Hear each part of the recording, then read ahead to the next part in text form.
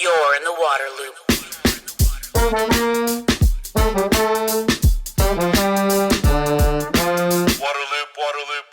Welcome to Waterloop, the nonprofit news outlet exploring solutions for sustainability in water. I'm the host, Travis Loop.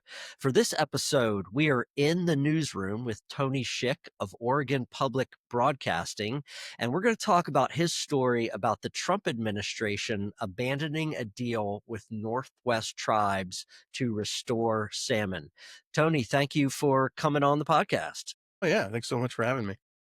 So for people that might not really be familiar with your corner of the country, the Columbia River Valley, the Snake River, could you kind of just geographically talk about this place a little bit, and then what this long-running debate is about the dams and the salmon in that area?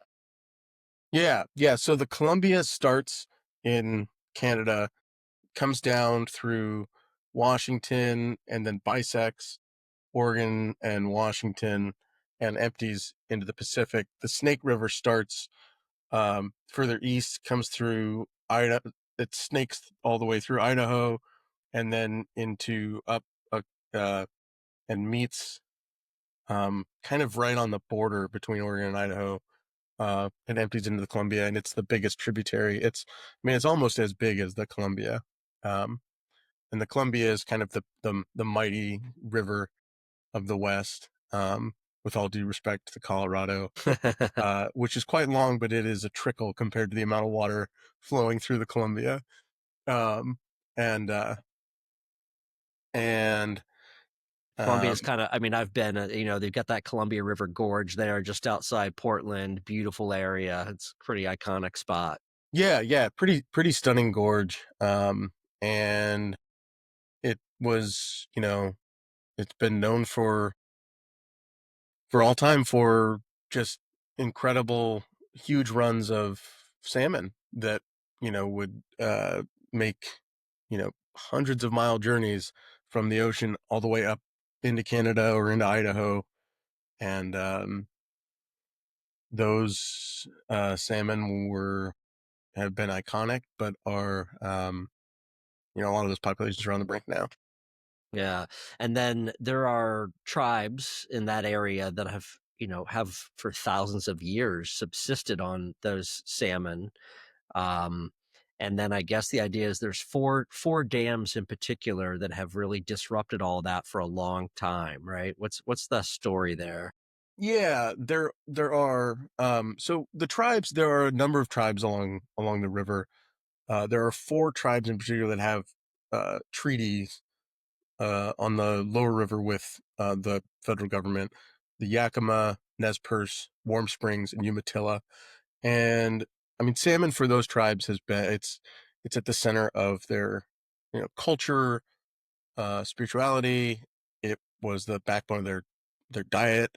Once upon a time, they as much 60% of their diet was salmon, and it was also the waterfalls where they fished were like huge trading hubs that were compared to like Wall Street at the time, because people would come from all over to trade for salmon.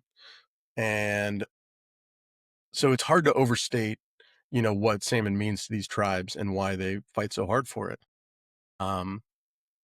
And there have been a lot of factors that affect the salmon population. Obviously, fishing, pollution, everything to chemicals that come off of your car tires. But these salmon have to migrate through as many as sometimes 9 dams on the Columbia, and they can survive, passage through a dam. They can find their way through, but over and over again, getting through that many is just so stressing for fish, is what scientists have found, that making it through that many dams just really puts a real strain on their ability to survive overall. And so these 4 dams on the lower Snake River have been targeted by environmentalists and tribes for a long time as ones that could easily be breached more easily than other dams on the river, because of the way they're designed, and because breaching them scientists say would kind of create the best chance for recovery on the river, um, and is kind of a maybe not by itself enough, but certainly a necessary step, scientists Mm. believe.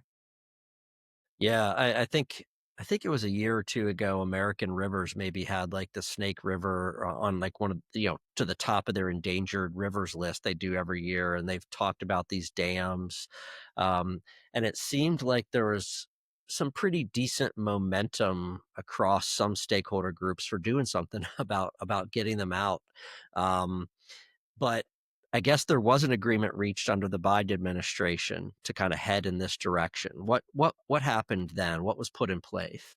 Tribes and the Biden administration and environmental groups and Oregon and Washington, the states of Oregon and Washington, began negotiating a path forward on the Columbia. They agreed to pause lawsuits on the Columbia River because um so you we can go back as far as you want in terms of what led to here, but that agreement that started in 2021 was to try and stop a series of lawsuits that had been going on for decades. The federal government would come out with their environmental impact statement, um, and I, I'm guessing people who are tuning into the water loop might be familiar with an environmental impact statement, but Yes, let me yes, okay. see, it's a more, environmental insider, water insider Okay. audience, yeah, for Okay, I sure. thought so, yeah. Yeah, yeah, yeah. Um, and, uh, and so, they'll come out with the environmental impact statement. Environmental groups will sue over that impact statement. Judges will admonish the federal government, maybe some sort of injunction changing uh, dam operation saying what you're doing doesn't go far enough. You have to do more. Rinse and repeat for 20 years. That's been going on. And so in 2021, the Biden administration, you might remember, like it was kind of a big commitment that the Biden administration made to kind of center um, tribal rights uh, early in his administration. And so part of that was we're going to take a new look at the Columbia River. And so they agreed to pause litigation. The environmental groups and the tribes that were involved in the litigation said, okay, we'll pause this while we try and negotiate the path forward. And that took 2 years, and those negotiations did. December 2023, this agreement is announced, and it is kind of a monumental agreement between states and tribes agreeing to no lawsuits for the next maybe up to 10 years, 5 to up to 10 years. And the administration agreed to kind of pursue, like, go right up to the line of removing those 4 dams. They didn't guarantee dam removal, but they said, we're going to do all of the studies we would need to do if we were going to take those out. We are going to figure out how to replace all of the various services in that are provided by those dams, recreation, water storage, grain shipping, and of course, hydroelectricity. And a big part of the deal was the administration promised to help tribes build out enough alternative energy sources, wind, solar, etc., to replace the electricity from those dams. And that was big for a number of reasons. One, it was kind of a firm plan to replace the electricity output from those dams, but also it kind of centered tribes and put them at the forefront of developing that energy after energy development in the region had, trampled on their rights for so long. So that was a big component of the deal. It also included a lot of funding for, river restoration, salmon habitat, and the hatcheries that raise small fish in pens and then release them when they're ready to migrate. Um, and hatcheries are the main reason why we're able to actually fish for salmon. A lot of the salmon that are caught, even off the coast of Southeast Alaska, if you buy like wild caught Alaska salmon, there's actually a decent chance it came from a Columbia River hatchery because Wow. they get released and then make their way up and around as they migrate. So, Huh, incredible. yep. Um, so that all comes together a couple years ago. people are pretty happy. At least there's this breakthrough. Um, and then it was just on what, June 11th, whatever. Maybe my date's wrong. Let me say that again. What was the date that happened? It was just last week that the It's Trump last Thursday. administration, last Thursday, okay, Yeah. came in and spiked this deal. I guess why do they say they're doing that?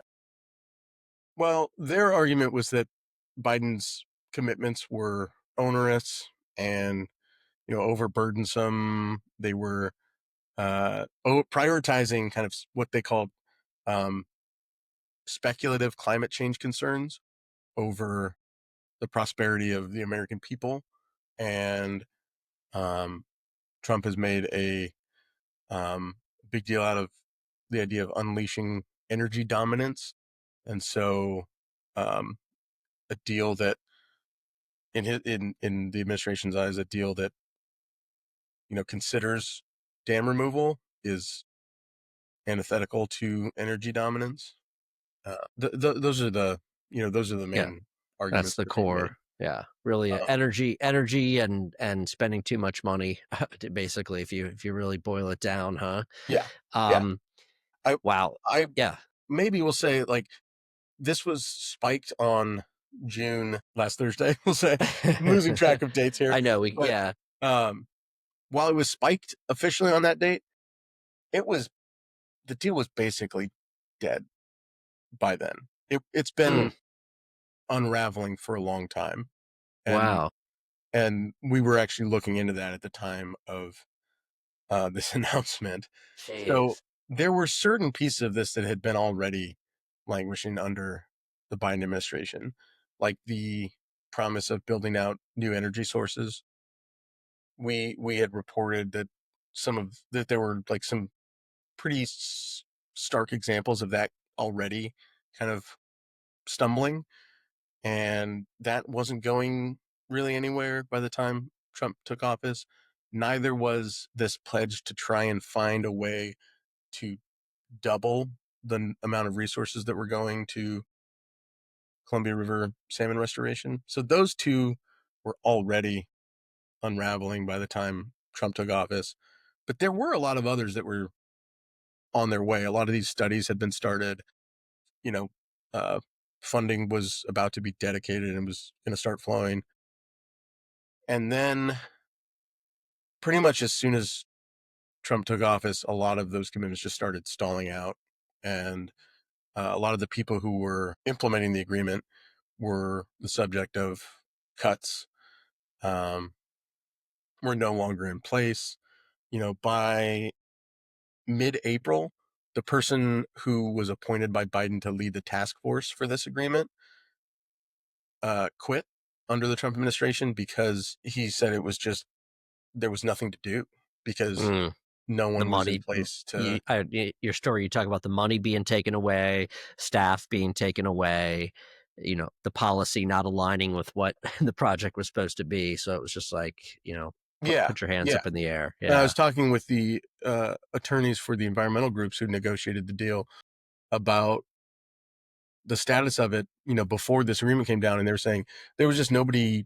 We didn't know the status of the deal or what they were thinking because there was no one to talk to in the administration. Like there was no one to interface with about the deal, and Mm. so it was officially killed last week, but it was on life support before that. Wow. Yeah. So what's the reaction? Especially from the groups that are for this, that wanted those dams removed, other sources of energy developed, fish restored. I mean, it's just been a week here, but what are people saying? Yeah, there's a few different kind of lines of criticism of Trump's decision to pull out of this deal. And one of them is simply that we're going to lose decades of accomplishments on the Columbia River when are setting up a program and about to fund it. And then all of a sudden you cut that off, or you're getting rid of so many people that have spent their careers working on this and have developed expertise. all of a sudden they're not there anymore. Um, People are worried about what's going to happen um, with decisions on the river, funding, those sorts of things.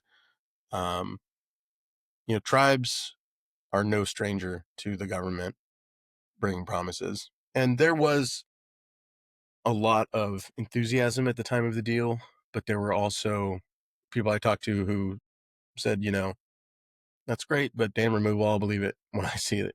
And the dam's Um, gone, right? yeah, Yeah, yeah, yeah. and so I think there are people are not who are disappointed, but perhaps not surprised that a deal was made with one administration and then walked back under Mm, another, yeah. um, and that this is just the tribes quickly were denouncing this as just another broken promise.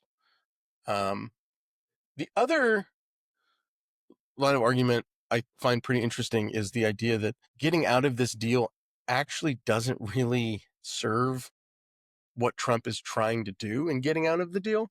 And that is in terms of unleashing energy dominance. Well, this deal was in part pursued not out of just environmental idealism, but out of pragmatism to try and end lawsuits that were really constraining hydropower on the Columbia River. And the Bonneville Power Administration, which is the federal agency that sells hydropower, said they were trying to find operational certainty, is what they called it in signing the deal.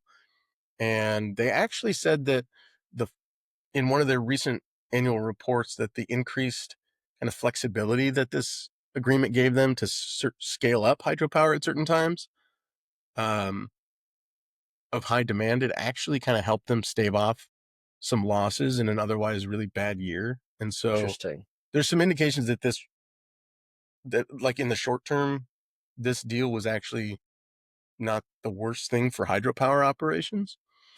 And then the other aspect of it is, the tribes are saying, you say you want American energy dominance. You just killed a plan that was about to build, 3 gigawatts, a small city's worth of renewable energy.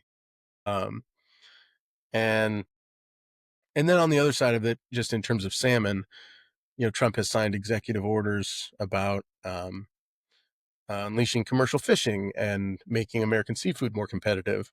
Well, as I just said, a lot of the salmon that are caught commercially come from these hatcheries on the Columbia River, and uh, the funding for those hatcheries is now in limbo. And a lot of these programs that exist not only to recover an endangered species, but to make sure they seed the ocean with fish for people to catch recreationally and commercially. Those are big industries, and those are going to suffer if there's no salmon. Yeah, I mean, that's the spot in the world, right? I mean, that the Pacific Northwest, Alaska coast, etcetera, is like that's where the salmon come from. That's like the most iconic, salmon But on the yeah, planet, right? I those mean, are yeah, prime fishing areas. Yeah, prime, that's it. And all the jobs that come with that, right? The right. commercial Yeah, fishing industry, huge in huge. those communities. And in Oregon and Washington, the sport fishing industries are huge as well. Tour guides, gear, all of those things. So there are whole industries that are dependent on these fish being in the rivers. Yeah. So, no new lawsuits filed yet over the breaking of this deal. Is that expected? Yeah, The legal action will pick back up again, huh? I think that's almost a certainty. Um, Yeah. so the agreement came with a stay in litigation for an ongoing lawsuit, and so it was basically an ongoing lawsuit was put on hold. Mm. The attorneys, the plaintiffs who were suing the government, I talked to them. Um, an attorney for Earth Justice is the group representing the environmental groups, and she said, "Look, the reason for the stay in litigation was this agreement. So without this agreement, there's really no reason for the stay." And that is where it gets interesting because even people who were really critical of the Biden administration deal, like proponents of the dams, uh, the public utilities who buy hydropower and who are very supportive of having more hydropower, they were very critical of the deal. They felt like they were kind of shut out of it, and um, they didn't feel like their voice was heard. And so, but even they are a little bit wary about going back to court. They don't want to see the dams operated by a court injunction, and they have said, we'd like to see a new set of negotiations. Maybe we can like all come to the table again and negotiate something to stay out of court. Hmm. Um, And that, yeah, and that, all that time in court carries a financial cost too, right? That's not cheap either. it So you're does, having to pay that, huh? yeah. So I don't know though if that will happen because these groups who are representing these utilities and other river users who are proponents of the dams and want to start these new negotiations saying we'd like to chart a course forward without litigation. Well, the folks who had negotiated this previous deal are saying, well, that's exactly what we already did. And it just got Mm, blown up. And so I don't know what kind of appetite there's going to be for that. interesting.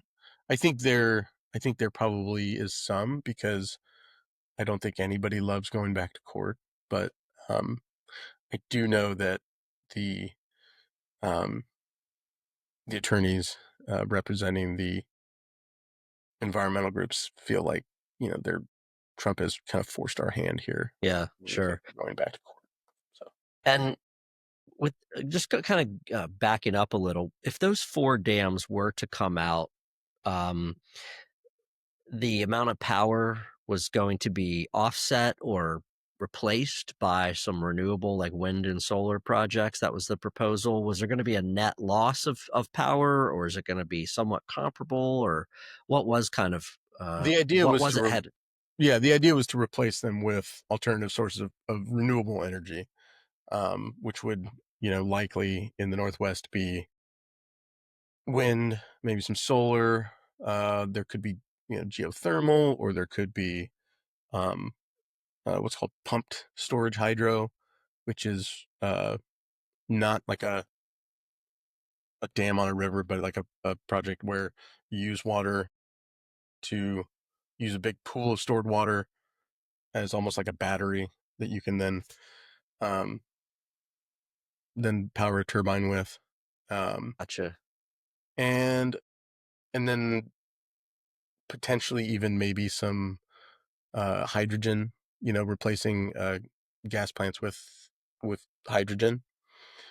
Um, there cannot be any loss of net power because we in the Northwest here are seeing a massive increase in power demand. And that's the interesting, another interesting wrinkle to all of this because not only are we seeing increased demand because of just electrification, electric cars, electric appliances, those types of things, um, but all of these data centers that are popping up in the Northwest and popping up actually, in fact, in no small part, because of the cheap hydropower Wow.